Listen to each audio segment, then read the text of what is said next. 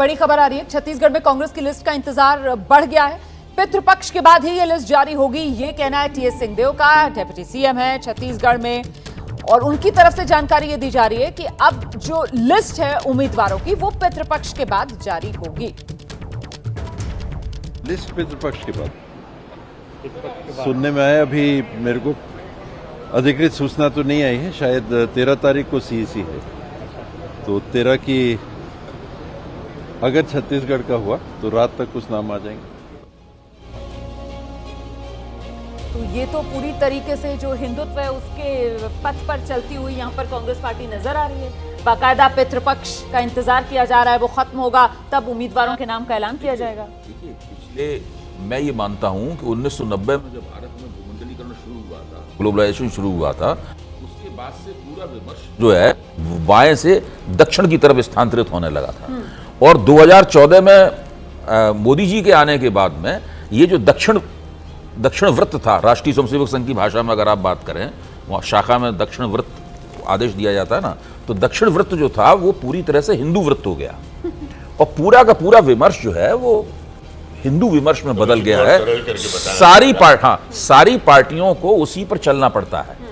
ये नहीं, सारी पार्टियों को उस पर चलना पड़ता है, लेकिन बीजेपी की तरफ से तो लिस्ट जारी कर दी जाती है और यहाँ पर कांग्रेस बता रही है वो कितनी बड़ी हिंदुत्ववादी पार्टी है, कितना वो सम्मान करती है, ख्याल रखती है। जी, कंट्रास्ट देखिए कि बीजेपी प्रतिपक्ष में सूची जारी कर रही है तो? और कांग्रेस कह रही है कि प्रतिपक्ष का इंतजार करने के बाद। इस पर आपको मैं तो एक वो बात पूरी कर लें फिर आपके पास है। नहीं, मैं तो सिर्फ ऐसे ही कह रहा हूँ। ठीक है, आइए। 13 तारीख को अमावस्या है, अगर उन्होंने कहा है कि 13 तारीख को हम मीटिंग कर रहे हैं, बैठक और सूची जारी करेंगे।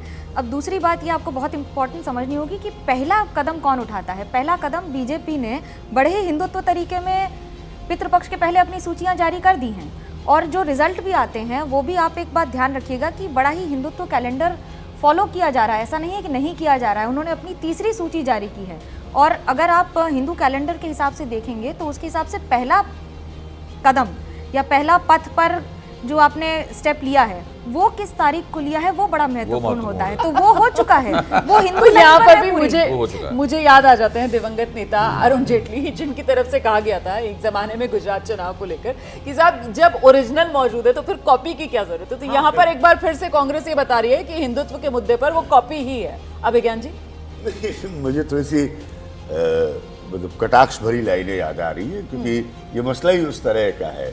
तो अब होता क्या है कि जब आप देख रहे हैं कि एक पर्टिकुलर पॉलिटिकल साइड के एजेंडे की डोमिनेंस को, सीधा सीधा बोलूंगा मैं, कोई घुमा फिरा के नहीं, तो बेचारे आप कहाँ पीछे छूट जाए। क्यों रामकृपाल जी, तो आप भी बता रहे हैं कि नहीं पितृपक्ष है, नहीं तो ये उसी एजेंडे की जो डोमिनेंस है उसी की काट है ना। ये उसी मतलब ये बिल्कुल बताने की कोशिश है ना कि सिर्फ ये हिंदूवादी नहीं है, हम भी हिंदूवादी हैं। 100% उसी की काट है और उतना ही ये दिखाना है कि हमें आप कम हिंदुत्ववादी न समझे।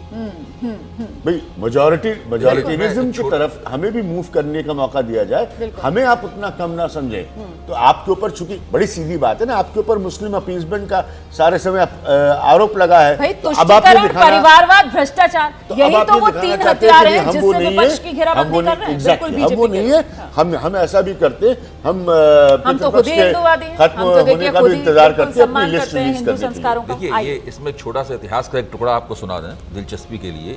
1980 में जब इंदिरा गांधी सत्ता में वापस आई तो उन्होंने गढ़वाल की और एक दूसरे पहाड़ी राज्य की मीटिंग में पहली बार कांग्रेस के किसी प्रधानमंत्री ने मुसलमानों की देशभक्ति के ऊपर शक किया।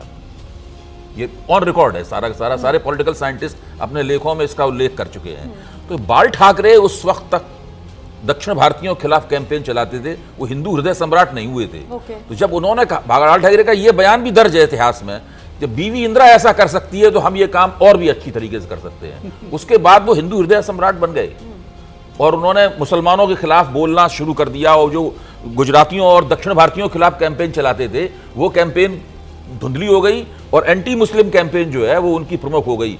तो बाल ठाकरे को हिंदू हृदय सम्राट बनने की प्रेरणा राष्ट्रीय स्वयंसेवक संघ ने नहीं दी थी, न विनायक दामोदर सावरकर ने दी थी, वो इंदिरा गांधी ने दिया था। घूम फिरकर इंदिरा गांधी ने प्रेरणा दी, खड़ी हो ही जाती है यहाँ पर जब इस तरीके की चर्चाएं हो रही है जहाँ पर कोई राजनीतिक दल से जुड़ा हुआ नेता नहीं है, सिर्फ और सिर्फ पत्रकारों का पैनल मौजूद है। जैसे ही घड़ी का काटा दोपहर 2:30 पे आए, बबीता जी का दिल सास बहू साजिश के लिए मचल जाए। और ये है इनकी बहू। पूरे दिन ऑफिस की टेंशन हो जाए गॉन जब ये करें अपना फेवरेट शो फ्री टाइम पे ऑन। इनकी तरह आप भी देखिए अपना फेवरेट शो अपने टाइम पर और डाउनलोड कीजिए एबीपी लाइव ऐप अपने स्मार्ट टीवी पर।